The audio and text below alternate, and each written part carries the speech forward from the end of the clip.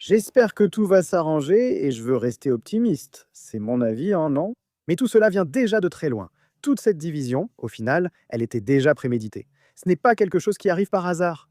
Et d'ici quelques années, je pense qu'il sera très difficile d'inverser la situation. C'est-à-dire, il faut faire un travail très ardu, parce que c'est vraiment compliqué. Mais il est vrai que tout cela a été étudié. Les gens peuvent le vérifier et ce n'est plus une question de bon, c'est comme ça, non? Non, ce n'est pas comme ça. Cela s'est déroulé ainsi car c'était inévitable. L'immigration illégale, même si certains le nient, a été un problème sérieux.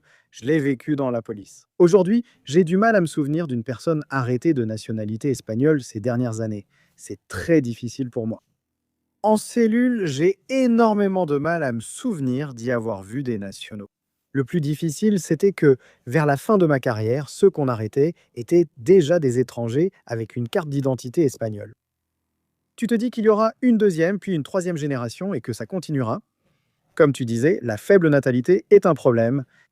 On n'atteint même pas le taux de remplacement, c'est-à-dire qu'on est en dessous. On nous a retiré notre identité, notre famille et nos valeurs. Maintenant, tout est permis, non? Et en fait, si tu retires Dieu, c'est comme si tout était permis. Et c'est ça qui intéresse aujourd'hui, non? Non, pendant peu importe. Crois ce que tu veux, sois ce que tu veux, tout est permis, et c'est ça qui fragmente vraiment. Je partage totalement cette vision. Sans Dieu, il est très compliqué pour une société de rester cohésive, ou du moins sans des valeurs communes et une compréhension généralisée de ce qui est bien et de ce qui est mal, chose qui aujourd'hui n'existe pas à cause du relativisme moral. Mais en entrant dans le sujet de la police, tu as mentionné tout à l'heure que plusieurs collègues ont commencé à te raconter de véritables horreurs. J'aimerais entrer un peu dans le détail de quel genre d'horreur on t'a raconté. Surtout, comment les supérieurs font pression, comment toi, parce que tu as envie de bien faire ton travail, on te coupe les ailes. Je veux qu'on approfondisse un peu plus tout ce sujet. Écoute-moi, si toutes les polices, peu importe le niveau, local, régional ou national, publiaient les vraies statistiques sur qui commet les délits, tout ce système s'effondrerait. Ça serait fini. Que se passe-t-il si quelqu'un veut travailler? Imaginez 300 policiers sortant dans la rue comme des requins. C'est que la ville s'effondre? Là-bas, on me disait, tu ne peux pas arrêter ni faire des courses-poursuites parce que ça va donner l'impression que la ville est dangereuse ou qu'il y a des délinquants. Mais c'est la réalité. Et c'est de pire en pire. Si je ne fais pas mon travail, à quoi je sers? Qu'est-ce que je fous? Le politicien me dit, va surveiller ce coin-là, mais s'il ne s'y passe rien. Si je sais que le délit est ailleurs, dans les zones à problème, il faut qu'on intervienne là-bas. Alors, au final, c'était comme dire, il faut apprivoiser la bête, lui enlever l'envie de travailler et que tout coule. Et c'est un vrai problème parce qu'au final, comme je te dis, ils nous ont coupé l'herbe sous le pied. Si tu essaies d'éradiquer la délinquance, la criminalité, avec la technique connue aux États-Unis sous le nom de popcorn throw it, c'est-à-dire jeter des popcorns, tu n'obtiendras rien du tout. Ces gens-là ne partagent pas ta culture, ce qui me fait rire. L'idée que ceux qui viennent d'Afrique du Nord ont la même culture, c'est idiot. Ça, même le plus débile, même mon chien, sait que c'est un mensonge. Comment une personne d'Afrique du Nord, totalement déracinée de l'Occident, de l'Europe, peut-elle avoir la même culture? C'est qu'ils n'ont pas la même couleur de peau. Et dire cela, ça ne veut pas dire être raciste, ça veut dire être réaliste. Alors, par exemple, mon quartier a subi une transformation énorme. Quel est ton quartier? Mon quartier, c'est Tarragone. Ville des Tarragone. Et Tarragone, est-ce qu'on y est en sécurité maintenant? Maintenant, ça fait des années. Depuis des années, choisis une province. D'accord. Mais bon, C'est proche, c'est proche. Évidemment, Barcelone et maintenant la zone métropolitaine, c'est vraiment foutu. Mais vraiment foutu, hein? Des clans pakistanais, des tueurs à gages, évidemment des mafias algériennes et marocaines. Je peux te parler de tout. écoute, j'aimerais qu'on approfondisse ce sujet. Comment pouvez-vous avoir un registre de tueurs à gages à Barcelone? C'est-à-dire, on sait qu'il y a des personnes qui se consacrent à tuer contre de l'argent et qui restent dans le pays. On n'a même pas la capacité de les expulser. Non, ça n'a aucun sens. Non, en fait, beaucoup sont européens. Beaucoup de tueurs à gages viennent de pays d'Amérique hispanique, mais beaucoup sont déjà installés ici et sont domiciliés. Comme tout le monde, non? L'un a un pressing, l'autre est tueur à gages. Il y a un registre. Parce qu'ils ont été identifiés, on est intervenu contre eux et saisi des armes à feu prêtes à tirer et tuer dans la rue. Ce ne sont pas des armes sans cartouche, non, elles sont prêtes à tirer. Cachées, des opérations qu'on a déjouées auraient abouti au meurtre de quelqu'un. Mais tu vas me dire, c'est curieux, non? Eh bien, il y a déjà eu plusieurs informations sur des gens qui ont été exécutés dans la rue. À Barcelone, il y a plusieurs cas. Et c'est lié au trafic de drogue, qui est un gros problème que nous avons en Espagne. Il y a énormément de drogue et de gens soudoyés, payés, à tous les niveaux, énormément. Beaucoup d'armes à feu, sans chiffre précis, mais triplées, seraient sous-estimées. En quelques années. Je peux te le dire moi-même, dans les rues, les machettes et tout ça, c'était déjà le quotidien. Si au quotidien tu ne tombais pas sur une machette ou un couteau, putain, qu'est-ce qui se passe ici? Il n'y avait pas un jour sans ça. Si tu cherchais, tu trouvais. Mais tout a changé avec l'arrivée des armes à feu. Et pas des armes à feu avec 2 balles et c'est tout. Non, non, non, non, des fusils de guerre. Par exemple, dans le quartier des 3000 logements à Séville. Rafale sans l'air.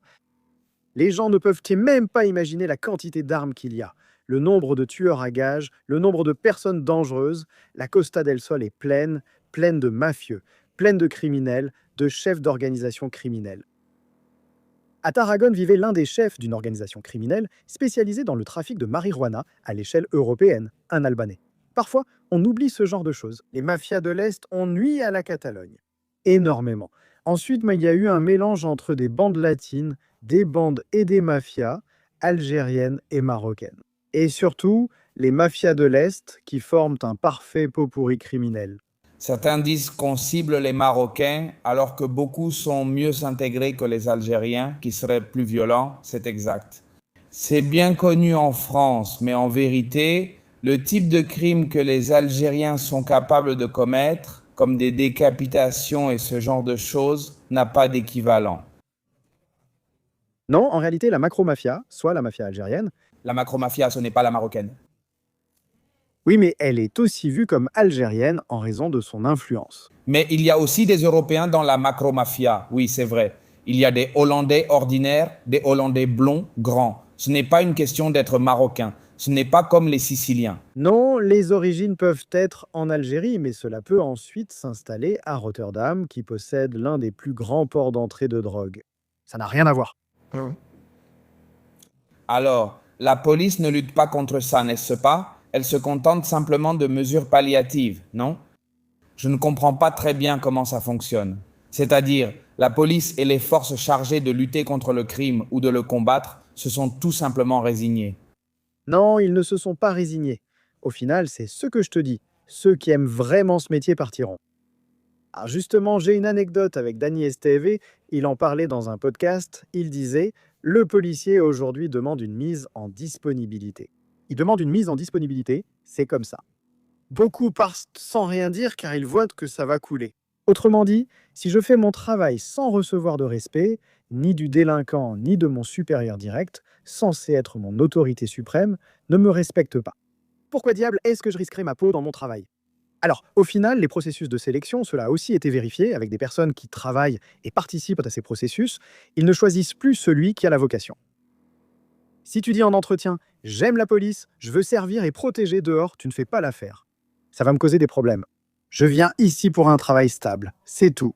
Les horaires, tu es pris. Et puis tu vois qu'il y a plein de femmes dans le service qui ne servent à rien. Ce n'est pas pour être contre les femmes, mais enfin, pourquoi tu fais un quota si ensuite cette femme ne va même pas sortir sur le terrain? Ou si elle sort, le collègue sera complètement en danger et exposé. As-tu déjà eu une expérience avec des collègues féminines où tu t'es senti sans protection parce qu'elles n'avaient pas la capacité d'exercer la force, de protéger ou de couvrir les arrières de la personne avec qui elles patrouillent? Plusieurs. Dans un quartier gitan, la collègue, ils étaient en train de tabasser le collègue dans la rue. Elle s'est enfermée dans le véhicule de patrouille et le collègue a failli se faire tuer. Dans une autre situation, ils sont entrés dans le commissariat, ils ont tout saccagé, la collègue s'est enfermée dans un bureau, et pareil, le collègue a failli se faire tuer. Je ne dis pas que toutes les femmes sont néfastes dans la police. Il y en a beaucoup en proportion de celles qui entrent, il y en a beaucoup qui savent servir, qui sont formés et qui sont vraiment de bonnes collègues. Mais la grande majorité, tout ce qui entre maintenant, la police de TikTok comme je l'appelle, elles sont juste là pour soigner leur image et porter l'uniforme, mais au moment de protéger, attention à ne pas me casser les ongles, attention j'ai des faux cils, des extensions. On a vu de plus en plus de vidéos de femmes policières qui font vraiment n'importe quoi quand il s'agit d'arrêter quelqu'un. Correct, correct. J'ai vécu ça dans la rue, c'est-à-dire, je dis algérien ou marocain, parce que c'est avec eux que j'ai eu le plus d'expérience. Mais mettons un criminel, non? C'est qu'ils rigolent, vraiment, ils rigolent. Ils savent qu'il n'y a pas d'autorité, que s'ils te frappent, il ne leur arrive rien. Parfois, les arrêter leur rend même service. Tu leur rends service, tu les emmènes, c'est très bien, tu les emmènes en prison, tu leur donnes le menu halal, tu leur donnes la couverture, tu leur donnes tout, tu t'occupes d'eux. Maintenant, en Chine, ils ont lancé un programme. Je n'y croyais pas. On me l'a dit et je n'y croyais pas. Quand le détenu sort de la cellule de garde à vue, ils lui font une sorte de questionnaire. Le policier l'a bien traité. On lui a donné le sandwich à l'heure indiquée, on lui a servi la boisson, on lui a donné la couverture. Le chauffage était à son goût. Et il disait, c'est quoi ce bordel? Un hôtel, service client. Dites, êtes-vous satisfait du service que nous vous avons offert à l'hôtel Cigaro Ami? Nous sommes donc avec... Évidemment, enfin, si tu en fais ton métier, ton modus vivendi, que tu as 50 antécédents et tout essayé, tu arrives là-bas, on te pose des questions et tu te dis, putain, je suis trop bien ici. Même dans le cas le plus improbable, tu finis en prison, avec piscine olympique, avec salle de sport, avec centres commerciaux, avec terrain de rugby, avec des cours de bachata gratuits, avec des parloirs, avec des détenus. C'est un vrai bordel. Je veux dire, quel genre de sécurité de merde et de pays on est en train d'offrir? On est carrément en train de dire aux criminels, oui s'il vous plaît, venez ici. Venez ici, violer nos femmes, voler nos personnes âgées, poignarder nos jeunes, et oui, allez en prison et on va vous traiter comme un roi. Ils viennent ici d'une culture où ils s'entretuent. Le concept de la vie, que ce soit en Amérique hispanique, dans des zones difficiles comme le Mexique, la Colombie, le Venezuela ou en Afrique du Nord, au nord du Sahara, eh bien, ils viennent ici et rigolent. Ils disent, mais qu'est-ce que c'est que ça? C'est imparable, un paradis. C'est ça le paradis. Et la police, seule à pouvoir éradiquer cela, n'est ni soutenue ni protégée. Tu penses que c'est seulement la police qui peut changer ça, ou bien c'est un durcissement des lois et des peines? C'est tout. En fait, la police, au final, n'est rien sans le parquet et sans les juges. Tout à fait. Mais bien sûr, si la police, et vice-versa, correct, si les policiers se comportent de plus en plus comme des fonctionnaires et que les gens ont de moins en moins envie de travailler, eh bien, il y aura de moins en moins de personnes arrêtées.